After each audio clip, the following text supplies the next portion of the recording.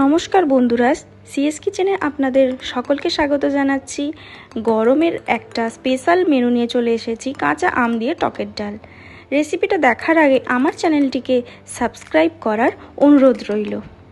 আমি এখানে মসুর ডাল দিয়ে করব। আমি ডালটা এখানে সেদ্ধ করে নেব। দুটো চেরা কাঁচা লঙ্কা দিয়ে দিয়েছি আর পরিমাণ মতো লবণ দিয়ে দিয়েছি। দিয়ে ভালো করে ডালটা আমি সেদ্ধ করে নেব। ডালটা আমার সিদ্ধ হয়ে গেছে। এবার একটা পাত্রে ঢেলে রাখবো। ওই একই কড়াতে আমি সর্ষের তেল দেবো, দিয়ে সর্ষে ফোড়ন দিলাম আর শুকনো লঙ্কা। ফোড়নটা একটু ভাজা ভাজা হয়ে গেলে কাঁচা আম কেটে রাখাগুলো আমি দিয়ে একটু হালকা করে নেড়ে চেড়ে সিদ্ধ করে রাখা ডালটা আমি এখানে দিয়ে দিলাম। দিয়ে পরিমাণ মতো আমি এখানে জল দিয়ে দেব আর আমি এখানে হলুদ দিয়ে দিলাম। দিয়ে একটু নাড়াচাড়া করে এবার আপনাদের স্বাদ মতো এখানে চিনি ব্যবহার করব। আমি এখানে চিনি দিয়ে দিলাম।